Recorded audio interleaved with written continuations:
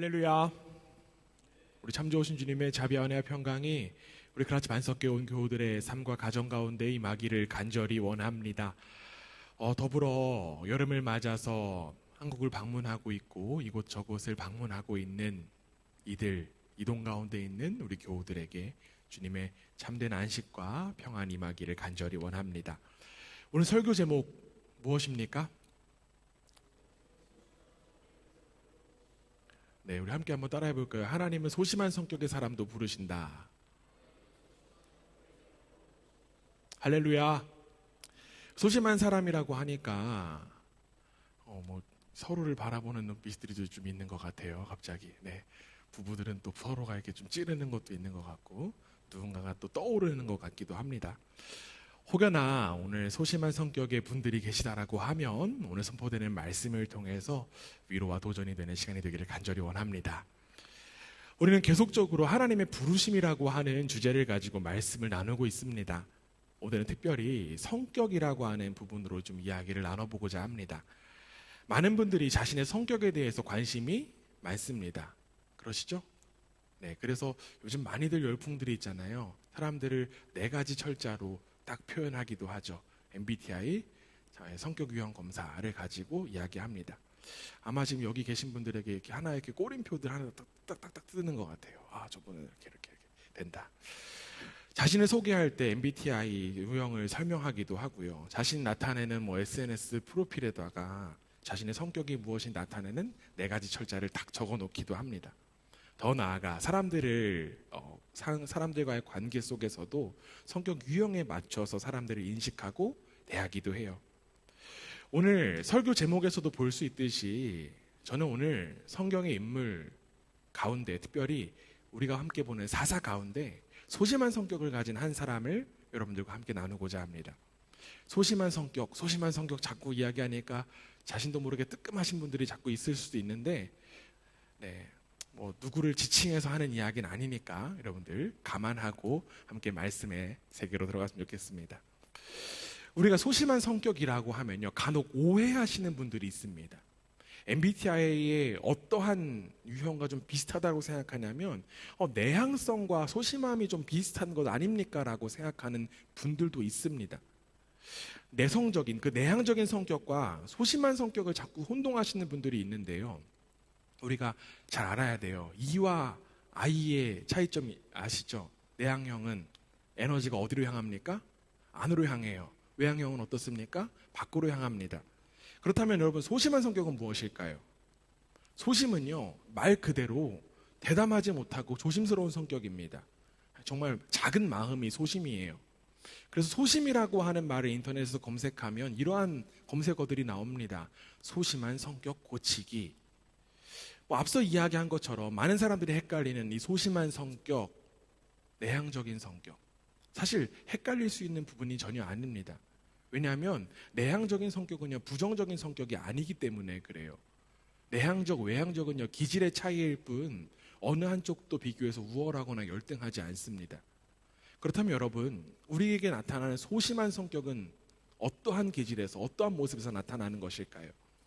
많은 심리학자들은 이러한 이야기들을 합니다.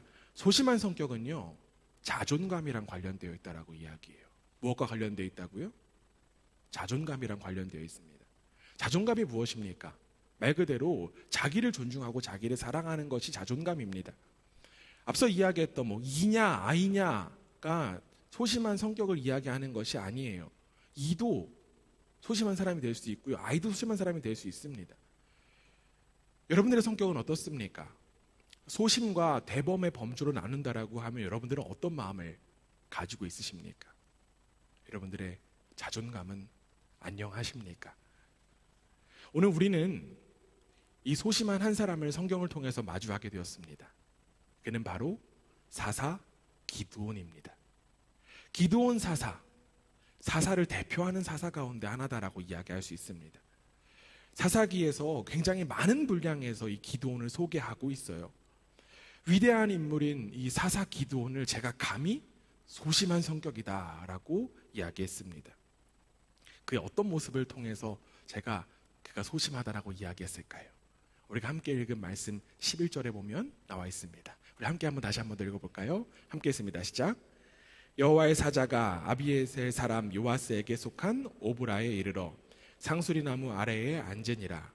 마침 요아스의 아들 기드온이 미디안 사람에게 알리지 아니하려 하여 밀을 포도주 틀에서 타작하더니.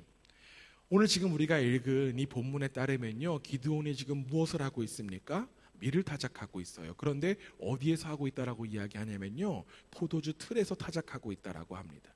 그런데 포도주 틀에서 타작하는 이유가 나옵니다. 이유가 무엇이냐라고 하면 미디안 사람에게 알리지 아니하려. 기드온은요, 미디안 사람에게 들키지 않으려고 포도주 틀에다가 몰래 지금 밀타작을 하고 있습니다. 도대체 기드온의 상황이 어떠하길래 몰래 이러한 모습들을 하고 있는 것일까요? 오늘 우리가 함께 본문을 읽지는 않았지만요, 우리가 읽은 본문 바로 앞선 1절에서 10절에서는요 기드온의 상황, 이스라엘의 상황이 그려지고 있습니다. 사사기 6장 1절에 이렇게 되어 있어요. 이스라엘 자손이 또 여호와의 목전에 악을 행하였으므로 여호와께서 7년 동안 그들을 미디안의 손에 넘겨주시니. 이스라엘은요 또 하나님 앞에 악을 행했습니다. 우리가 지금 사사기 계속 살펴보잖아요. 매번 똑같아요. 또 하나님의 목전에 악을 행했습니다. 그리고 하나님은 이스라엘의 불순종을 보시고 그들을 미디안의 손에 넘기십니다. 이제 이스라엘은요 다시금 고통의 시간 속에 들어가게 돼요. 그리고 그 고통이 얼마나 심각했는지 성경은 이야기하고 있습니다. 6절 우리 함께 한번 읽어볼게요. 6절입니다. 시작. 이스라엘이 미디안으로 말미암아 궁핍함이 심한지라 이에 이스라엘 자손이 여호와께 부르짖었더라. 이스라엘은요 미디안의 그 약탈로 인하여서 극도로 궁핍해졌다라고 성경은 이야기합니다. 여기에 궁핍하다라고 하는 표현이 히브리어 원어로 볼 때는요 단순히 그냥 굶주리다라고 하는 의미가 아니에요. 아주 비참한 상태를 이야기합니다. 이스라엘은요 미디안으로 인하여서 굉장히 비참한 상태에 이르게 되었습니다. 미디안은요 약탈을 끌고 마을로 들고 와서 정말 보이는 대로 다 약탈해 갔고요. 너무 이들이 강력해서 마을을 들어오면 마을은 정말 먼지조차 남지 않았다라고 이야기합니다.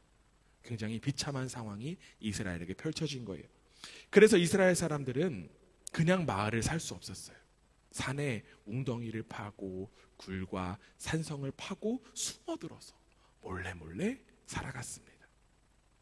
이러한 비참한 현실 속에 기드온도 마찬가지로 미디안 사람들에게 들키지 않으려고 지금 이 밀을 포도주 틀 안에서 타작하고 있는 거예요. 당시에 추수하는 일이요 굉장히 번거로운 일이기도 하고 많은 공간이 필요하기도 했다라고 합니다. 나귀가요 타작판을 끌면서 밀의 나라를 털고 바람에 날려서 모았다라고 해요. 그런데 지금 이스라엘은 그러한 공간이 없어요. 그러한 여유조차 없습니다. 그렇기 때문에 지금 기드온은 숨어서 몰래 밀타작을 하고 있습니다.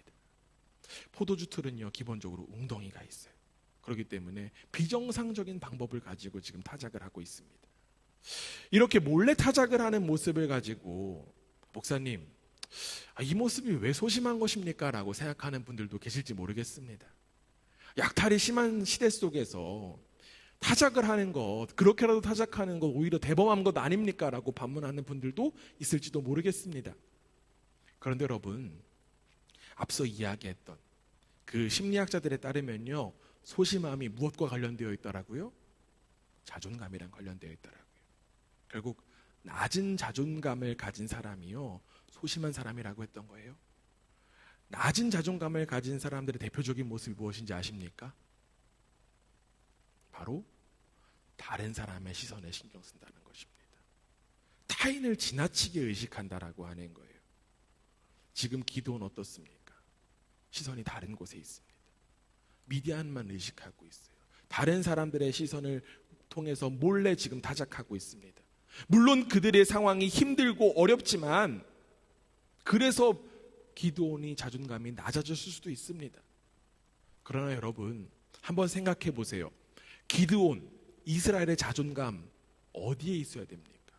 그들의 자존감은 무엇입니까? 그들은 상황과 형편 속에서 영향받을 수 있는 자존감을 가진 이들이 아니어야만 합니다. 왜냐하면 그들은 누구의 백성이기 때문에 그렇죠? 하나님의 백성이기 때문에 그렇습니다. 특별히 지금 오늘 우리가 함께 읽었던 11절에 보면요, 기드온에 대해서 설명하는 구절들이 나옵니다. 그런데요, 기드온의 아버지의 이름이 나오는데 그 아버지 이름이 무엇이다라고 이야기하냐면 요아스다라고 이야기를 해요.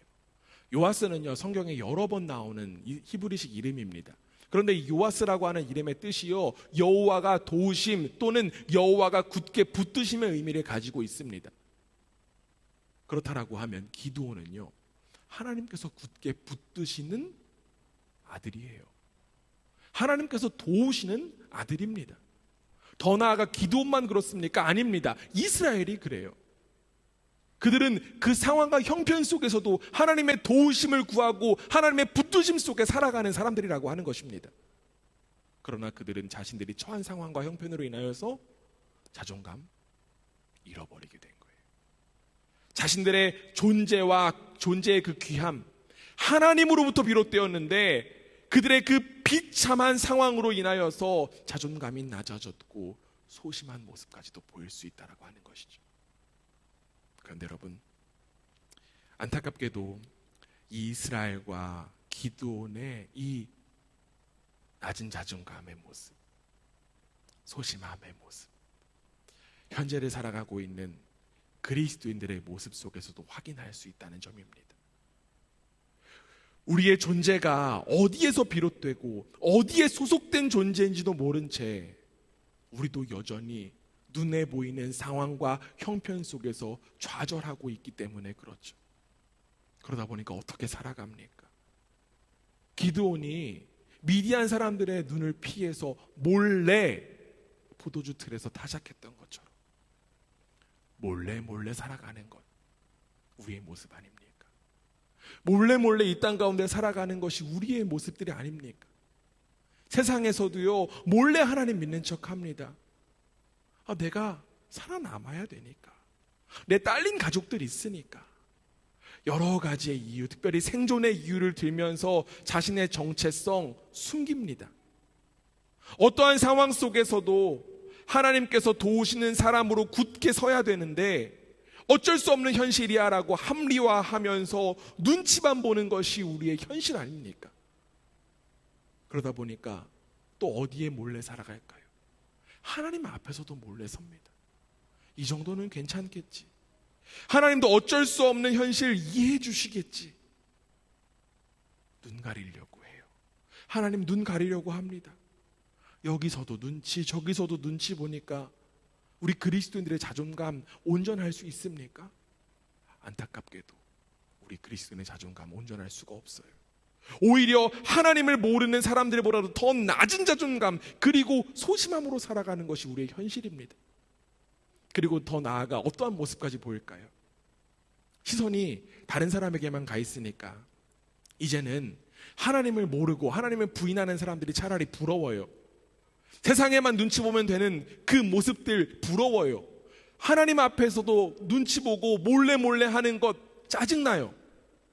그러니까 우리가 무엇을 포기합니까? 눈에 보이지 않는 하나님 포기하게 되는 거예요. 세상의 가치가 나를 높은 자존감으로 그리고 대범함으로 이끌고 갈 것이라고 믿고 불신앙의 길을 걸어간다라고 하는 것입니다.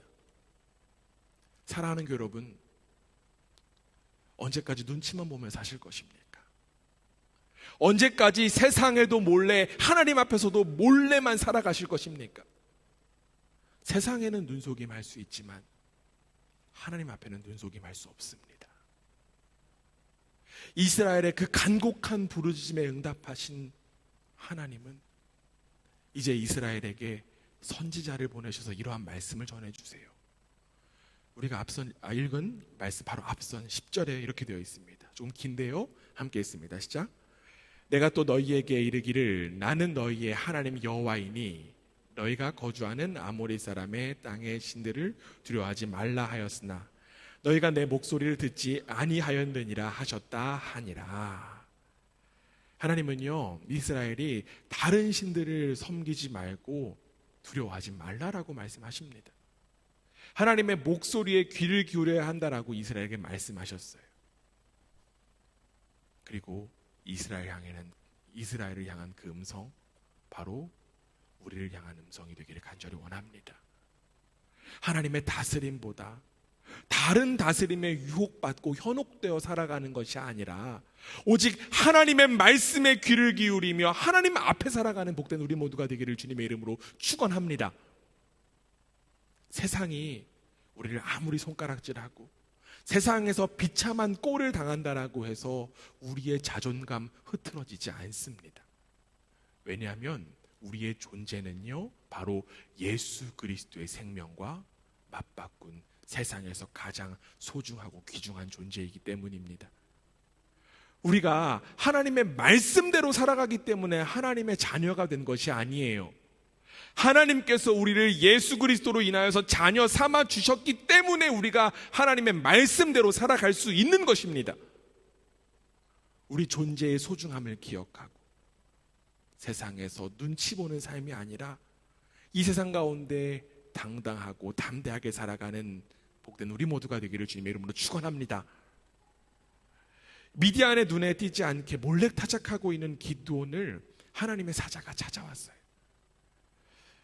낮은 자존감을 가지고 소심한 모습이 하나님과 어울리진 않을 것 같아요. 그러나 하나님은 그 모습마저도 사랑하시고 품어주셨습니다.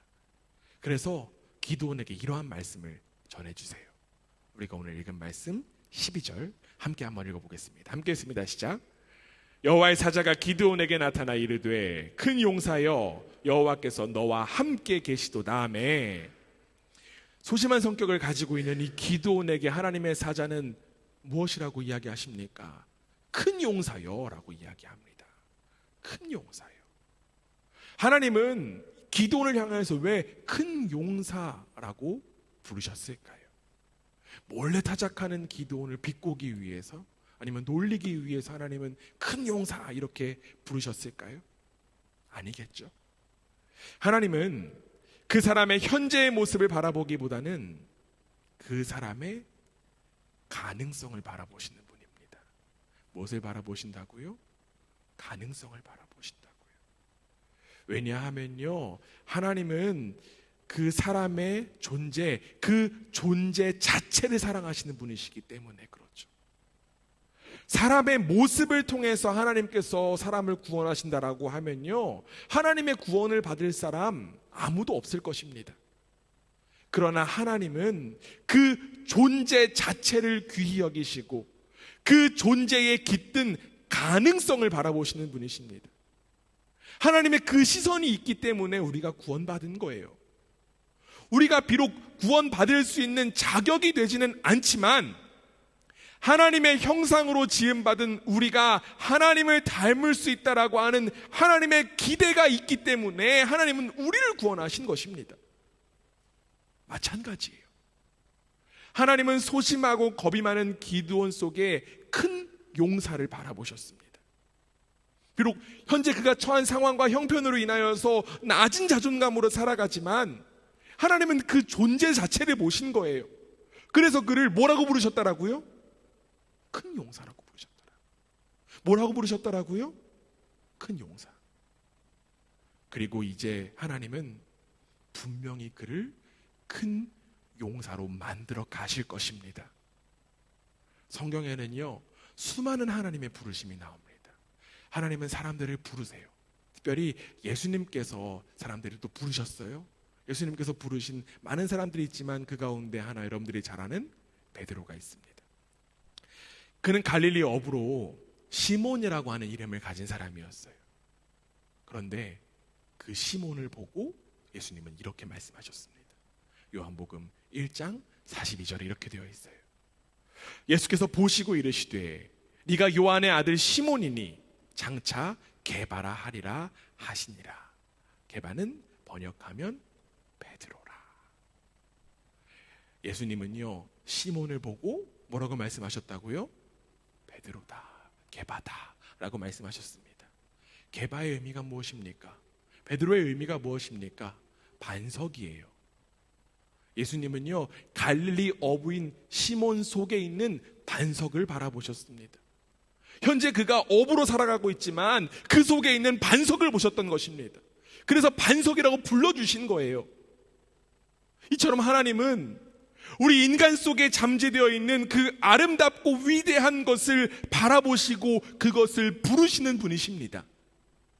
현재 소심한 모습을 가진 기드온이지만 그 속에 있는 큰 용사를 바라보시고 부르신 그 하나님의 부르심, 바로 저와 여러분을 향한 부르심인 줄 믿습니다. 우리가 살펴보고 있는 이 사사들의 모습, 외적으로 보면요, 온전치 못해요. 그래서 그들도 역시나 하나님의 부르심에 합당하지 못한 존재라고 여길 수도 있습니다. 그러나 하나님은 마찬가지로 그 속에 가능성 보셨어요. 우리가 처한 현실과 상황, 때로는 불신앙의 모습으로 인하여서 가리워졌던 것들 하나님 바라보십니다. 왜냐하면 하나님 우리를 만드셨기 때문에 그래요. 하나님께서는 나보다 나를 더 잘 아시기 때문에 하나님이십니다. 부족하고 연약한 나를 큰 용사로 부르신 그 하나님의 부르심에 아멘으로 순종하며 나아가는 복된 우리 모두가 되기를 주님의 이름으로 축원합니다. 기드온은 자신을 큰 용사로 부르셨다라고 하는 사실에 감사와 감격으로 나아가면 참 좋겠어요. 그런데 안타깝게도 그는 그 부르심을 온전히 받아들이지 못했습니다. 아무래도 이 기드온이 처한 현실과 상황이 녹록지 않았던 모양이에요. 그래서 그 어려움이 너무나도 컸기 때문에 그의 소심함이 극한에 달했던 것 같습니다. 그래서 이렇게 이야기해요.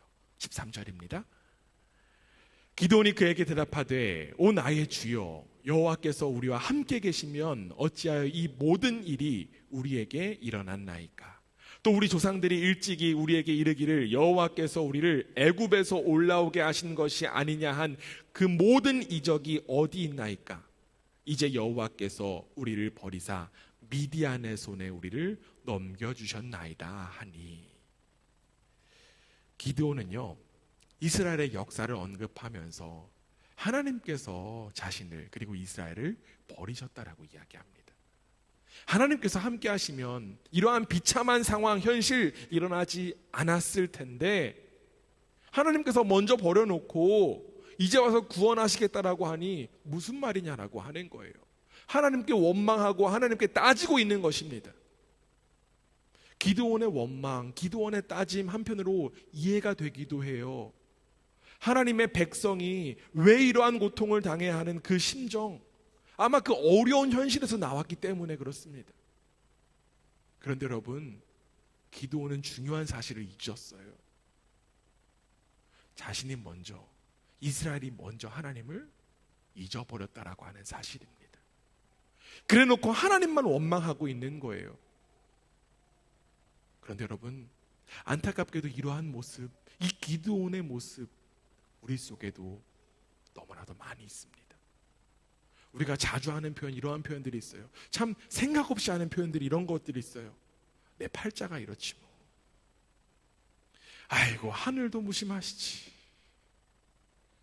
나의 힘든 현실 하나님 탓으로 돌리는 그런 안타까움 우리 속에도 있다라고 하는 거예요. 하나님은 언제나 어디서나 함께 하시겠다라고 약속하셨는데 그 사실을 내가 먼저 잊어놓고는 하나님만 탓하는 모습, 여기에서 확인할 수 있습니다. 좋은 일은 누가 잘해서 그럴까요? 내가 잘해서. 나쁘고 안 된 일은 누가 못해서요? 하나님이 못해서. 하나님 탓하면서 나아가는 그러한 연약한 모습, 이제 우리는 돌이켜야만 합니다. 하나님은요, 이러한 기드온의 원망과 불평 들으시고 기드온에게 성내지 않으시고요, 오히려 이러한 대답을 하세요. 우리가 오늘 함께 읽은 14절 함께 한번 다시 읽어보겠습니다. 함께 했습니다. 시작. 여호와께서 그를 향하여 이르시되 너는 가서 이 너의 힘으로 이스라엘을 미디안의 손에서 구원하라. 내가 너를 보낸 것이 아니냐 하시니라. 네. 없었나 봐요. 그렇죠? 다시 한번 더 읽어볼까요? 네. 제가 혼자 읽으니까 사람이 또 없어서 그런가 이러는데 다시 한번 더 읽어보겠습니다. 시작. 여호와께서 그를 향하여 이르시되 너는 가서 이 너희 힘으로 이스라엘을 미디안의 손에서 구원하라. 내가 너를 보낸 것이 아니냐 하시니라. 아멘. 하나님은요, 기드온의 반박에 구체적으로 반박하거나 논박하지 않으세요. 그리고 오히려 조금 더 분명하고 구체적인 부르심을 말씀하십니다. 뭐라고 말씀하십니까? 가라. 그리고 너의 힘으로 이스라엘을 구원하라 라고 말씀하십니다. 너의 힘으로 이스라엘을 구원하라고 말씀하세요. 아무리 봐도 이상합니다. 여러분, 기드온에게 힘이 있습니까? 여러분, 기드온에게 힘이 있습니까? 몰래 밀타작만 하고 있는 그 기드온, 하나님 원망하는 그 기드온, 힘이 있습니까? 기드온은 정말 연약한 존재일 뿐입니다. 그에게 힘을 찾아볼 수도 없습니다. 그러나 하나님은 이 기드온에게 자신의 힘으로 이스라엘을 구원할 것을 명령하셨어요. 이후에요, 기드온이 이러한 이야기합니다. 내 집안도 좋지 못하고요, 내 처지도 어려워요. 그래서 나는 이스라엘을 구원할 능력이 없습니다라는 그런 이야기합니다. 이 기드온은요, 자신의 처지와 상황을 너무나도 잘 알았던 사람이었어요. 그렇다면 여러분, 하나님께서 말씀하신 이 기드온의 힘은 도대체 무엇일까요? 우리는 너무나도 잘 알고 있습니다. 우리가 약할 때 누구의 강함이 나타난다고요? 하나님의 강함이 나타난다는 사실입니다. 기드온은 비록 소심했지만 그 소심함은 오히려 하나님의 강함을 나타내는 도구로 쓰임받아요. 자신의 자존감도 낮았고 또 연약했지만 그에게는 분명한 힘이 있었습니다. 어떤 힘이냐고 하면요, 하나님의 힘이에요. 바로 하나님의 동행하심입니다. 앞서 이야기한 것처럼 나를 나보다 더 잘 아시는 하나님께서, 나를 만드신 그 하나님께서 나와 함께 하신다라고 하는 사실입니다. 오늘 우리가 확인한 본문 12절에 보면요, 기드온이 큰 용사가 되어서 이스라엘을 미디안 손에서 구원할 수 있는 그 기드온의 힘이 분명하게 나옵니다. 우리 12절 다시 한번 읽어보겠습니다. 이번에 나오죠? 네, 다시 읽습니다. 시작. 여호와의 사자가 기드온에게 나타나 이르되 큰 용사여 여호와께서 너와 함께 계시도다 하매. 여러분, 다른 어떤 방법, 다른 어떤 힘 아닙니다. 기드온의 힘, 기드온이 가지고 있는 힘은 무엇입니까? 바로 하나님께서 함께 하신다라고 하는 사실입니다. 하나님께서 함께 하시니 소심한 기드온이 큰 용사가 될 수 있는 것이고요, 하나님께서 함께 하시니 그를 큰 용사로 하나님께서 만들어 가실 것입니다. 그리고 하나님께서 함께 하시니 그 힘으로 그는 이스라엘을 구원할 것입니다. 하나님께서 함께 하시는 힘이 바로 가장 강력한 힘인 줄 믿습니다. 그리고 기드온에게 허락된 그 힘, 바로 저와 여러분에게 허락된 힘인 줄 믿습니다. 아까 찬양을 고백하면서 처음에 고백했던 찬양, 주는 나의 힘이요를 반복하는데, 참 정말 그 믿음의 고백이 상황과 딱 같이 놓이면서 참 감동과 은혜로 다가왔습니다. 우리 오늘 찬양 인도한 우리 집사님께서 늘 보릿고개 낚아주면 안 되는데 계속 하시는데도 결국에는 감당하셨잖아요. 그런데 첫 고백이 무엇입니까? 주는 나의 힘이요. 주는 나의 힘이요. 참 어렵고 힘든 자리지만 감당할 수 있는 힘, 바로 하나님께서 우리와 함께 하시기 때문입니다. 18세기의 독일의 철학자 임마누엘 칸트는 이러한 말을 했습니다. 나는 일생 동안 참 훌륭하고 좋은 책 많이 읽었습니다. 그렇지만 나는 그 속에서 시편 23편에 나오는 내 단어보다 내 마음을 더 고요하고 기쁘게 해준 말을 발견한 적이 없습니다. 그것은 주님께서 나와 함께 계시다라고 하는 말입니다. 주님께서 나와 함께 계시다라고 하는 말. 제가 또 독일어 한번 해볼게요. Du bist bei mir.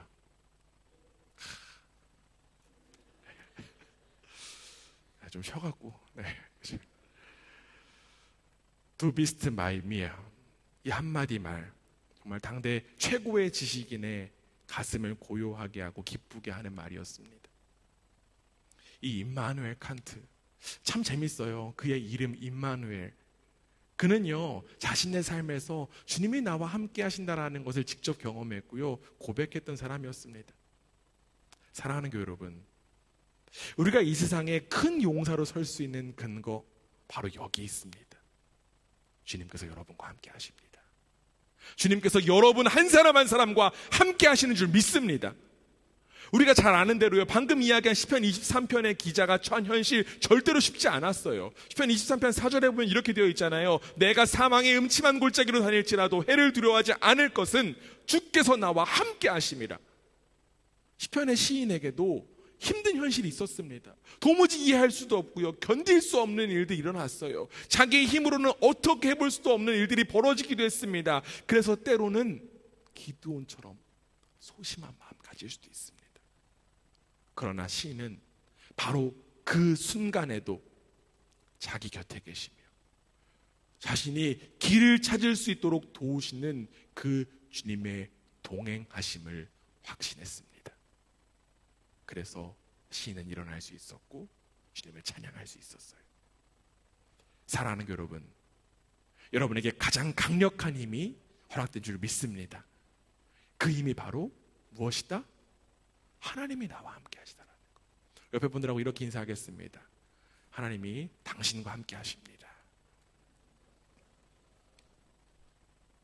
별로 힘이 느껴지지 않는 것 같아요. 다시 한 번 더 강력하게 조금, 하나님이 당신과 함께 하십니다. 아멘. 감사합니다. 눈에 보이는 현실과 상황이 정말 하나님의 함께 하심을 느끼지 못할 때도 있지만 우리는 느낌으로 살아가는 존재가 아닙니다. 우리는 믿음으로 살아가는 존재입니다. 여러분, 믿음으로 살아가지 않고 느낌으로 살아가다 보니까요, 자꾸만 소심해지고 자꾸만 겁나게 되고 두려워지는 거예요. 느낌으로, 내 힘으로 하려고 하니까 눈치만 볼 뿐입니다. 사랑하는 여러분, 언제까지 그렇게 살아가야 될까요? 언제까지 하나님 원망만 해야 될까요?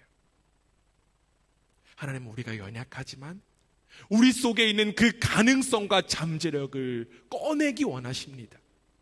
이제는 나의 연약함을 인정하고 하나님의 강하심만 바라보길 간절히 원합니다. 하나님께서 함께 하시면서 여러분을 통해 이 세상에 하나님의 구원을 나타내기를 원하십니다. 예수 그리스도의 생명이 담겨져 있는 여러분들의 그 삶을 하나님께서 반드시 동행하십니다. 그 믿음으로 일어나 하나님의 다스림을 이 땅 가운데 나타내는 우리 모두가 되기를 주님의 이름으로 축원합니다. 여러분의 순간순간마다 함께 하시는, 이미 여러분 속에 임하신 성령 하나님이 여러분을 두려움이 아니라 담대함으로 이끌어 가실 것을 믿습니다. 아멘.